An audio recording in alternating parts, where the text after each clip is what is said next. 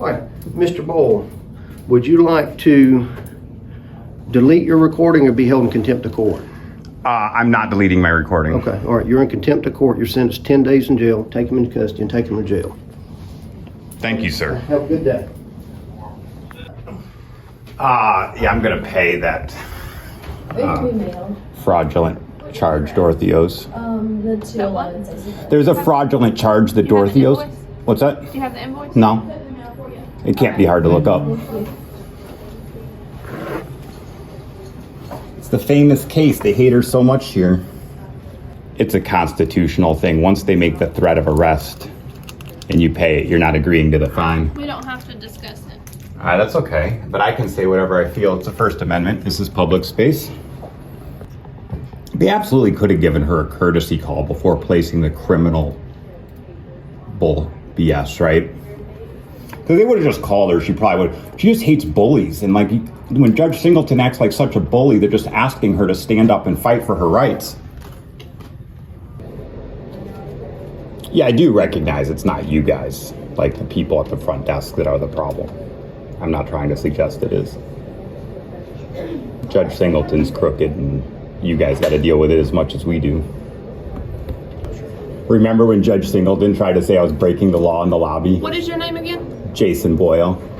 Judge Singleton tried to say I was breaking the law in the lobby. I was never Spell your allowed last back name in for here. me. It was so funny.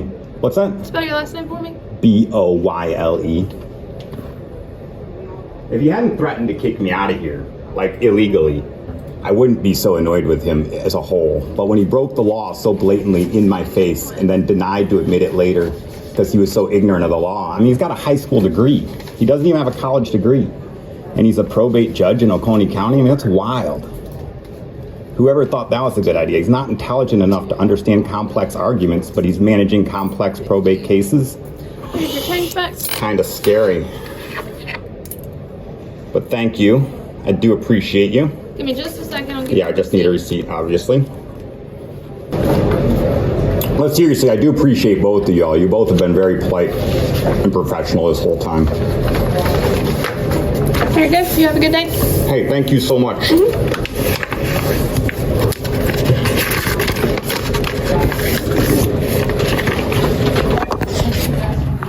Mr. Boyle, you recording again? Yes, sir. Okay.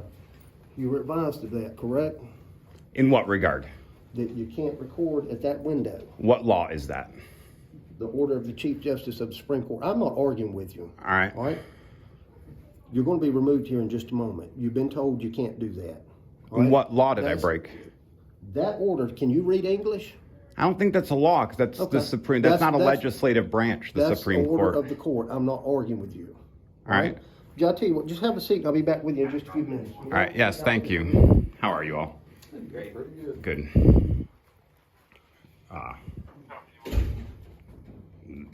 Judge is a little out of control, so I'm just trying to get things in order. This is the First Amendment. This is America, right?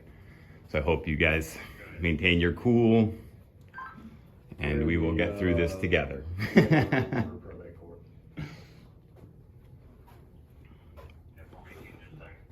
But the Supreme Court ruling is not law. Only the legislator can make law, and you guys are law enforcement. And so you guys, I do not believe, are in jurisdiction to enforce that Supreme Court order, because it's not law. It wasn't made by a legislative branch. That's why it doesn't have a law code. There's no penal code associated with that. And actually, when you read the Supreme Court opinion on that, it says that the judge may have the right to sanction me. And it's hard to say what those sanctions could be, but there's no threat of arrest that would be legal. Interesting. Because it's a Supreme Court ruling, right? It's not, if it was the state legislator that made the rule, certainly it would be enforceable by law. But it's not the state legislator. If we look at this ruling, it's administrative order is what it says. It's not a law. All right, well, for right now, I'm just going to ask that you don't record next to the window until we figure out what's going on, okay? All right, fair enough. I appreciate that. He just had it posted there. I wanted to put it on the video for the viewers. Probability of escalation is 0. Because all you have to say is, I'm going to arrest you if you don't leave, and I'll leave. And as soon as you say that, you lose qualified immunity, as you know, and it becomes more difficult. We clarified that a Supreme Court ruling is not a law. And so if the Supreme Court had ruled on a case, it would follow under a legislative amendment to the law, which then would make it enforceable by law enforcement. But if you look at that administrative order, it very clearly says that in the extreme circumstance, the judge can sanction me. There's no penal code associated with that order. And so you guys are law enforcement. That is not a law, if that makes sense. And so I don't want you guys, I don't want any problems more than accountability, but the problem is at that window, they've been saying things that are inconsistent with what they say later in court. And to say that I can't document my First Amendment right to document a conversation, a private conversation between me and a public official is wrong. And so I would like to somehow challenge that to the state Supreme Court, but he has to sanction me for that to happen. You can't arrest me, and if you did threaten to arrest me, you would use your qualified immunity, in which case I would file a civil rights lawsuit against you personally, and I don't want to do that. So if you lose your qualified immunity, I can sue you in your individual capacity outside of your law enforcement profession. And so we clearly don't want that. No laws have been broken. This judge is out of control. He is an out-of-control judge, and he needs to be removed from the bench. It's a waste of tax dollars for him to even be calling you. He should be intelligent enough to know this has nothing to do with law enforcement. I have broken 0 laws. What's the... Singleton's been making like harassing and illegal and bias. He take cases when his friends are in the cases. And so we've been contesting to his behavior in general, and he doesn't like it. He's on a power trip. He's got an authority issue.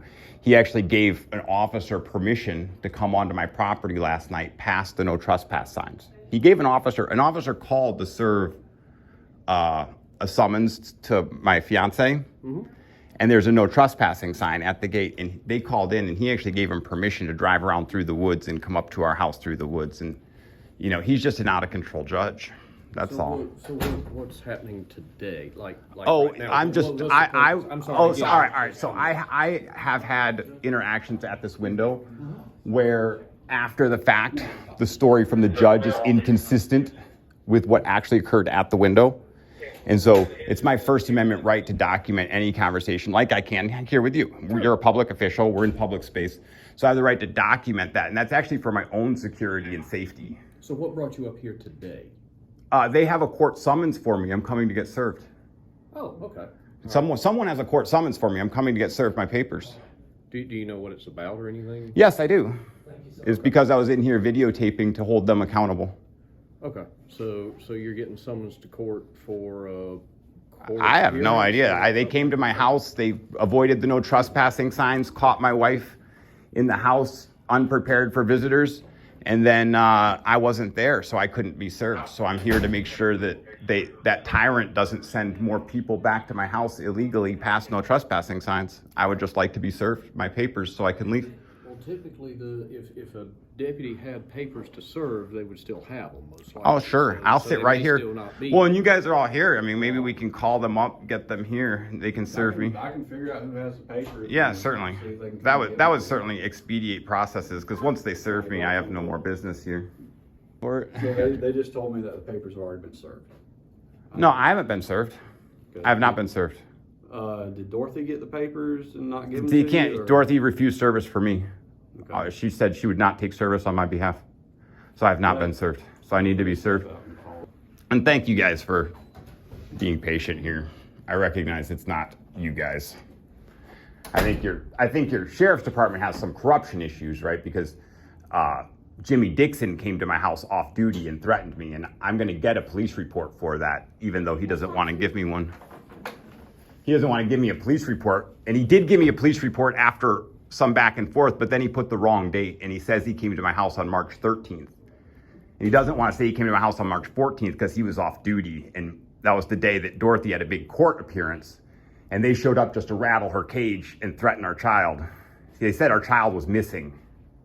But the police showing up at your house talking about your child when you're on your way out the door to a major court appearance, it rattled Dorothy. It worked, but then I went and filed a FOIA request, and immediately the woman at the front desk started saying, no, I was wrong. It couldn't have been Jimmy Dixon, not today, on March 14th. And the reason they said that was because he wasn't on duty. I then called the next day and confirmed that he wasn't on duty the day before through the dispatch, but then they erased that call from the 911. I actually called and had a long conversation with Chet Crenshaw and Jimmy Dixon. I didn't secretly record, it's a one-party state, so I recorded some of the conversations, but I didn't get all of them, and so I'm hoping, but they erased my 911 calls, which is beyond frustrating, because that was the most powerful evidence. But I have record of the calls that I made to dispatch on my phone, and the length of those calls, one of them 12 minutes, and they say they have no record of any call to dispatch at that time and day. There's 4 calls missing from the dispatch record. Yeah, they said, well, they were just they just wanted to rattle my wife because she was headed to court, right, against their friends. And then basically Jimmy Dixon showed up and said that my son, who is about a year old, little over a year old, was hadn't been seen in 2 weeks and he needed to follow up. I was like, I don't like this. No, you can't come on the property, right?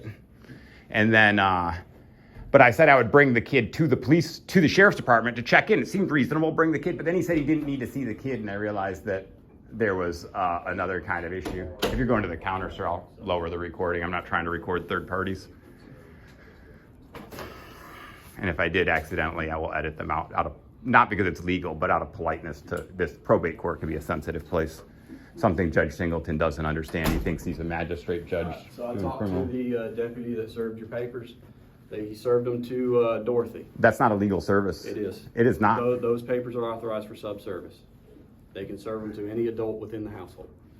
So if Dorothy didn't That's give you so the- boring. I was so excited to get served personally. If Dorothy I really wanted if that. Dorothy hadn't given you the papers yet, then you might want to talk to her, but he did give the papers. I was with Dorothy all morning. No, I didn't get any papers. Okay, so she has the papers. Papers have been served. Perfect. Okay? All right. Excellent. Thank you all. And if you don't mind, I'll be the last to leave just because it's my standard. I can't make things too easy. Well, I understand that, but, you know, I'm sorry, tell me your first name again. I'm Jason. Jason. I'm terrible with names, Jason. Oh, it's all I right. apologize. Nothing You know, personal. talking to thousands of people every day. Would you be willing to do me a favor? What's that? Instead of being the absolute last to leave, would you walk out with me? That way Sure, we leave out of together. politeness, but I just want to say one thing. The reason that judge doesn't want me here is because he's crooked. He's a crooked judge, and he needs to be taken out of his bench. And I'm going to do my best to make sure that that happens as quick and fast as absolutely possible. And Jason, that's fine. I'm not And then with that, we're legally agreeing I have the right to stand here, correct? Sorry, I'll edit you out of that, sir. I legally have the right to stand here. I'm not leaving by force of law, correct? Well, that's correct. I'm asking, you said you wanted to be the last to leave. That's right. I'm asking for a compromise. All right, I'll take it. So Okay. yes, if I'm the second to last to leave, I'll take it. We're all about compromise. Hey, thank you guys. I do appreciate your time. I recognize that you're not the tyrant judge. That's somebody different. Well, and you know. Of course not. To me? Oh yeah, I'll happily come back.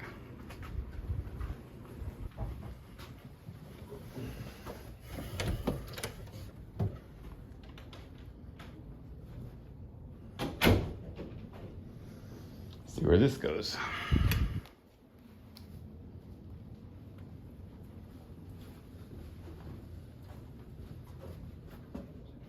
Okay.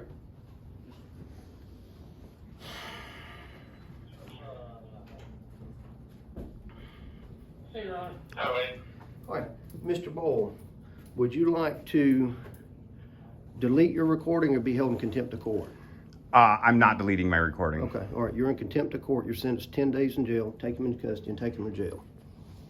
Thank you, sir. Have a good day.